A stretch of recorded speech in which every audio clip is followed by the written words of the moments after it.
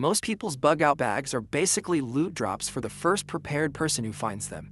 Picture this: a tactical backpack bristling with MOLLE webbing, stuffed to the point of bursting. Inside, you'd find a jumble of multi-tools with 100 attachments you'll never use, 5 different types of paracord bracelets, a deck of survival playing cards, and a dozen other gadgets sold under the promise of readiness. This is the image that marketing has sold us, and in a real crisis, this image gets people killed. The weight of uselessness is a killer. The false confidence of clutter is a killer. We need to strip all that away. Forget the fantasy and focus on the functional. This brings us to a concept we'll call the Core 7, the 7 essential categories of tools that actually keep you alive when things fall apart. This isn't about looking the part, it's about having what works when everything else has failed. Let's begin with the first and most critical tool: water filtration. Forget the flimsy, popular straw filters for a moment. They're compact, yes, but they have critical failure points. Instead, imagine a robust, hand-operated pump filter, something you can break down, clean in the field, and rely on to process liters of water, not just sips for one person.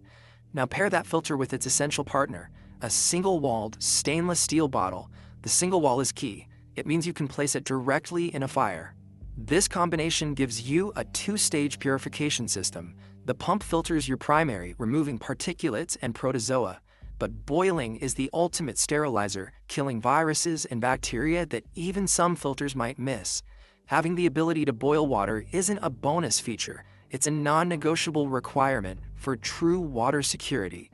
Your life support system can't be based on a disposable piece of plastic. It has to be a reliable, repeatable process. Now, why is this our #1 priority? Why does water come before blades, before fire, before shelter? Because without it, nothing else matters. The effects of dehydration on the human body are swift and devastating, especially to the brain. Within hours, your cognitive function begins to degrade. Imagine a silhouette of a person, and as dehydration sets in, the area representing their brain starts to fade, to dim. Your ability to think critically, to problem solve, to navigate, simply evaporates. A 2% drop in body water can wreck your short-term memory and focus. Your mood sours, anxiety spikes, you become your own worst enemy. In a situation where one bad decision could be your last, you cannot afford to have a compromised mind. A person dying of thirst with a rifle in their hand is just a victim who happens to be armed. Water is the fuel for your single most important survival tool, your brain. Securing it is the first battle you must win. Finally, this brings us to the standard your gear must meet. Let's go back to that stainless steel bottle. In this scenario, you're scrambling over rocks. You slip and your pack tumbles. You watch the bottle bounce off jagged granite. A plastic bottle would have shattered. A double-walled insulated bottle, while great for coffee, might have its vacuum seal broken, rendering it useless for boiling. But the single-walled steel bottle, it might have a serious dent, but it's not punctured. It's not compromised. It still holds water. It can still be placed in a fire. This is the standard. Your critical gear must be able to absorb this kind of abuse and continue to function. Durability isn't about a brand name, it's about a design philosophy. It's about surviving impact, stress, and repeated use under the worst conditions imaginable. Every one of the Core 7 tools must pass this brutal, practical test. Water keeps you alive internally, but now we need to look at what keeps you alive externally. Thermoregulation, that is. Hypothermia doesn't wait for you to build a log cabin, which is why your second essential tool is specifically for rapid heat. We're talking about controlled combustion. You need reliability. That comes in 2 forms, a ferrocerium rod and a simple Bic lighter. The ferro rod throws a shower of molten sparks that burn at over 3,000 degrees Fahrenheit, igniting tinder even when damp. Paper matches are useless pulp in the rain, but a ferro rod is indifferent to weather. Your second fire source is the Bic lighter. It provides an immediate, sustained flame with no effort, but it can fail when wet, and in deep cold, the butane won't vaporize properly. This is why you live by the rule, 2 is 1 and 1 is none. A single point of failure is a death warrant. When your lighter is soaked or frozen, the ferro rod is your backup. When conditions are good, the Bic saves you time and energy. Having both isn't redundancy. It's a tactical imperative that guarantees your ability to generate warmth. With fire secured, you need the tool that builds your world. Your third essential piece of gear is a full Tang fixed blade knife. Let me be clear, a folding pocket knife is a liability. Its pivot point is an engineered point of failure. Under real-world stress, that lock will break. A full Tang knife has no such weakness. The blade is a single, continuous piece of high-carbon steel extending through the handle to the pommel. The handle scales are bolted onto this solid steel core. This construction gives it immense strength, allowing you to use it as a pry bar, a chopper, and a precision instrument without fear of it snapping. When selecting one, look for high-carbon stainless steel for edge retention and rust resistance. The handle should be ergonomic, made from micarta or G10 for a secure, non-slip grip even when wet. A blade length between 4 and 6 inches with a drop point shape is ideal for most survival tasks. This isn't just a knife, it's a sharpened piece of your will, an unbreakable extension of your hand. The true value of this tool is its ability to perform tasks far beyond simple cutting. Its most critical function is batoning. You place the blade across a log and strike the spine with another heavy piece of wood, using it as a wedge to split the log apart. This accesses the dry heartwood inside rain-soaked logs, the only wood that will reliably take a spark. This knife is also your primary tool for processing game, from skinning to quartering. It's an emergency tool that can slice through a seatbelt in a wrecked vehicle. But most importantly, it is the mother tool, the tool that creates all other tools.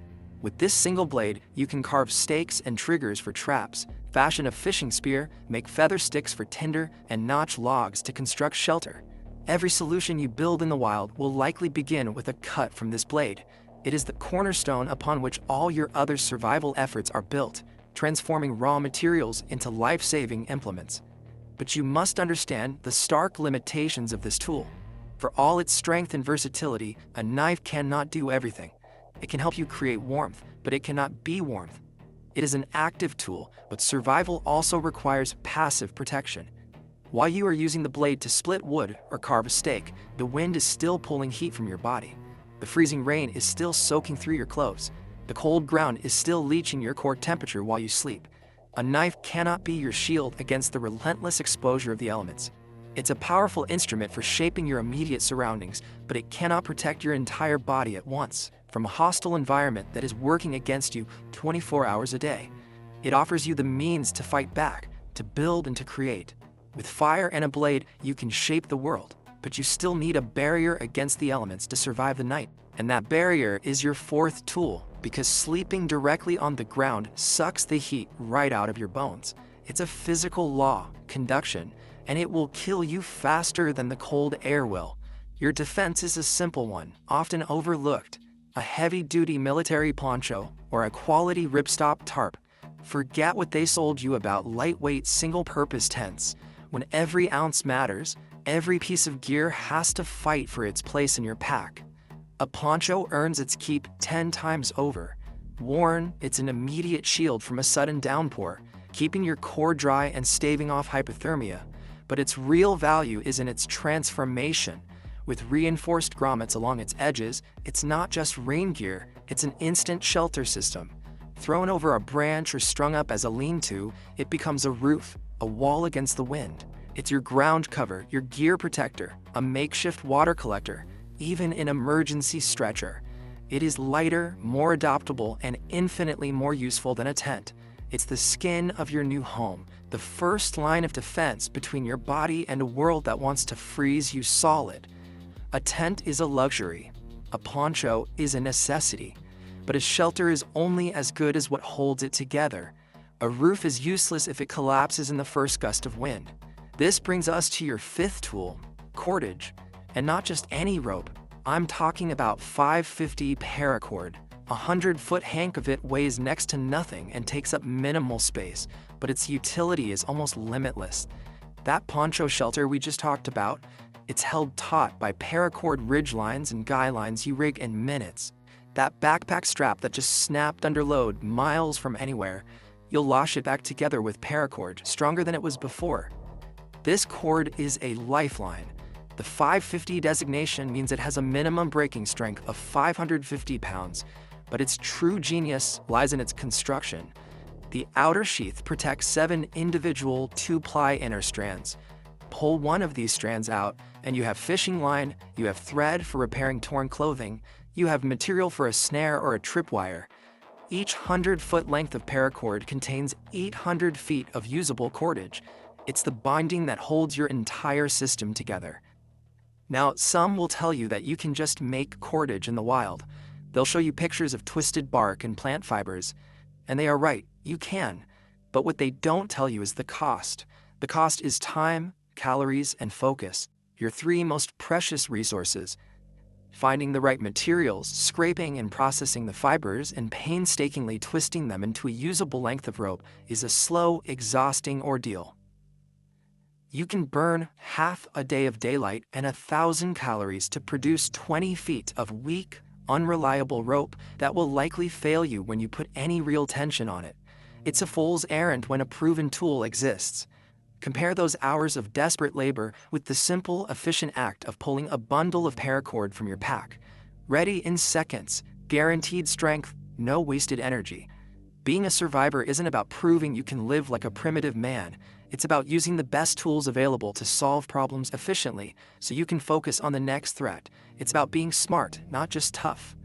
So you have your barrier, your shelter from the elements. You have the bindings to construct and repair to secure your world against physical threats. You've established a physical foothold.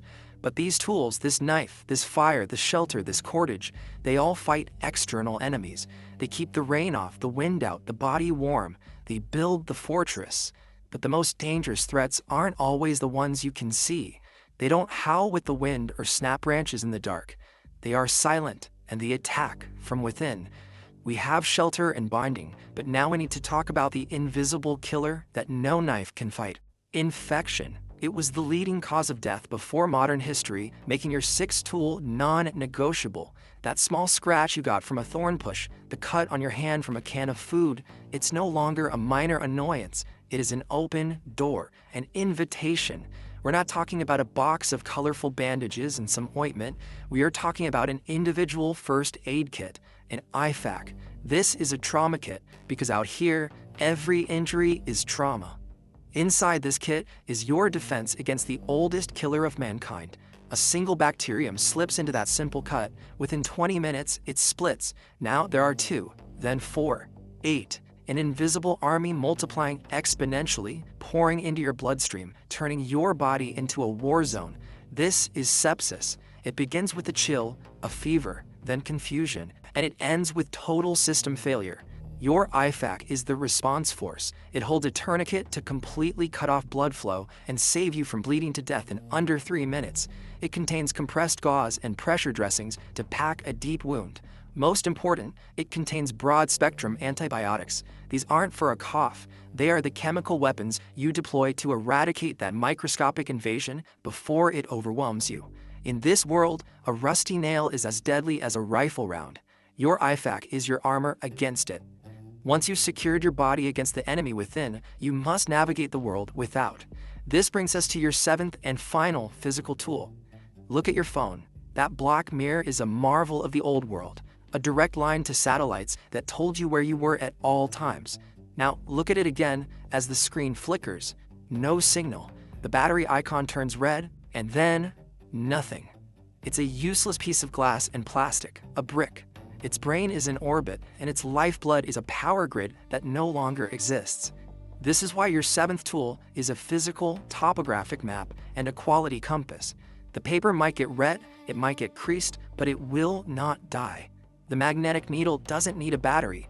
It speaks the fundamental language of the planet itself. It will always point north. This map isn't just a flat drawing. The contour lines show you the shape of the earth. They tell you where the hills are, the steepness of a slope, the location of a stream for water, the thick woods that offer concealment. Learning to read this is not a hobby. It is a core survival language. Knowing where you are is only half the battle. Knowing where to go, and more importantly, where not to go, is the strategy that keeps you alive. This is where you apply the map. You use it to become a gray man, to move without being seen. Lay the map out. See those bold lines, the highways? Those are funnels of death. Every city, every town is a potential trap, a web of desperate people. Your finger traces a new path. not along the roads, but between them. You use the contour lines to your advantage, moving along the backside of a ridge to stay off the skyline. You plot a course through dense forests, marked as green patches, to avoid open farmland where you're exposed. This isn't about speed, it's about stealth. You are not a traveler, you are a ghost, flowing through the landscape, avoiding contact, leaving no trace. The map becomes more than a guide. It's a strategic chessboard where you plan your moves 3 days in advance, ensuring you are never caught in a place you cannot defend or escape. Your path is not the shortest line between 2 points. It is the safest. We've covered the 7 tools: fire, water purification, shelter, a blade, a rifle, a medical kit, a map. You can have the best pack, the sharpest knife, the most accurate rifle. You can patch a wound with the skill of a surgeon and navigate by the stars. But every single one of these items, every piece of carefully selected gear, is a useless lump of metal and plastic without the one component that matters more than all of them combined. The true 7th tool isn't the map, but the mind that reads it. All this equipment is designed to solve a problem, to extend your physical capabilities. But panic can make you drop your compass. Fatigue can make you misread the map. Fear can make you waste your ammunition. The single greatest point of failure in any survival situation is the human being at the center of it. You can fix your body and find your way, but none of these tools work if the operator fails. The operator is you. And that brings us to the final reality of survival gear. Skills weigh nothing. Picture them now, the 7 essentials laid out on a table: a sturdy, full Tang knife, a reliable ferro rod, a compact shelter, a dependable water filter, a trauma kit packed by your own hands for wounds you know how to treat, a versatile multi-tool, and a means of self-defense. They are a collection of potential. But potential is a liar. That $300 blade is an expensive paperweight if you can't put an edge back on it in the field with a simple stone. That fire starter is a useless piece of metal if you don't know how to build a fire in the pouring rain. Each tool represents a problem you will face, and each one is inert without the one component that isn't on the table: you, your knowledge, your practiced hands. This is the knowledge gap. The vast, deadly canyon between owning gear and mastering a craft. People stockpile equipment they've never taken out of the box. Their survival plan is a credit card receipt. True preparation is quiet. It's methodical. It's the survivor in their backyard, not for an afternoon, but every weekend. They're not just reading about knots. Their hands are tying the bowline and tautline hitch until they can do it in the dark. They aren't just watching videos on fire starting. They are kneeling in the mud, scraping a ferro rod, nursing a fragile ember into a life-saving flame. This is where the gap is bridged, not in a shopping cart, but in the deliberate act of doing. Every splinter, every failed attempt, every small success is a deposit in the bank of experience, an account you will draw from when your life is on the line. Now, a scenario. The sirens have stopped. The night is dark and filled with unfamiliar sounds. One man frantically tears through sealed packages. He's surrounded by the best gear money can buy, but his hands tremble. He can't remember the instructions. His heart is pounding, drowning out rational thought. Panic is a fog, and he is lost in it. His expensive tools are just monuments to his failure to prepare. Elsewhere, another person moves with deliberate calm. They hear the same sounds, see the same darkness, but their response is different. Their breathing is controlled. Their actions are economical. They retrieve their water filter and begin the process. They build a small, concealed fire using techniques they practiced 100 times. There is no panic here, only process, only the execution of a plan. The difference isn't the gear, it's the mind. It is mental resilience forged through relentless practice. The lesson is this: the 7 tools are vital. They are the instruments of your survival. But you are the surgeon. An instrument is only as good as the hand that wields it. Investing in your skills is the only investment that guarantees a return when everything else collapses. It's the only asset that can't be stolen or broken. It lives inside you. Every hour spent learning and practicing is the real prep. You must become the weapon. You must become the solution. The tools simply amplify the capabilities already honed by discipline. It's not about the brand of your knife, but your ability to make it cut. It's not about the lumens in your flashlight, but your ability to navigate the darkness. The gear helps, but when the world burns, your will to survive is the only thing that actually saves you. Equip yourself with knowledge, practice your skills, be prepared. Don't miss another essential survival guide. Subscribe now.